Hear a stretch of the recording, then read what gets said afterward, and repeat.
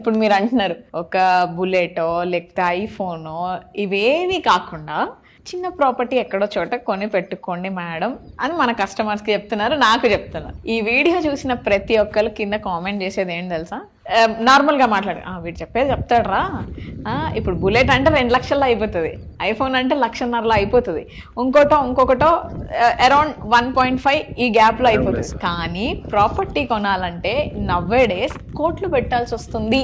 వీడు బాగానే చెప్తాడు, ఆమె బాగానే వింటది అని కామెంట్స్ వస్తే ఎందుకంటే నేను ఏమంటున్నా అంటే అది రాంగ్ అనలే కదా, కొనకండి మీరు, అది తప్పు అనలే కదా, కొనండి. కానీ అవి కొనకపోయినా మళ్ళీ చెప్తున్న పాయింట్, అది కొనకపోయినా మీరు చిన్నగా మనం ఇది ఒక మిత్తు, అందరికి భ్రమ ఉంటుంది చాలా మంది. మార్కెట్ బూమ్ అవుతుంది, ఎక్కడ నెక్స్ట్ ఎమర్జింగ్ ఏరియాస్ ఉన్నాయి, నెక్స్ట్ బిగ్ హాట్ స్పాట్స్ ఎక్కడ ఉన్నాయి అన్నది గుర్తించాలి. మనకు తెలియదు అంటే నాలాంటి వాళ్ళని కొన్ని పట్టుకోవాలి. ఎనీ రియల్ ఎస్టేట్ ఎక్స్పర్ట్, నన్నే కాదు ఎవరినైనా సరే, ఒక రియల్ ఎస్టేట్ ఎక్స్పర్ట్ సలహాలు తీసుకుంటే మీరు నమ్మరు, ఆన్ ద కెమెరా చెప్తున్నా, ఇవాళ కూడా మీరు ఐఫోన్ కొనే రేటులో ఒక ప్రాపర్టీ కొనొచ్చు, ఇవాళ కూడా మీరు ఒక బుల్లెట్ బైక్ కొనే రేంజ్ లో ఒక ప్రాపర్టీ కొనొచ్చు.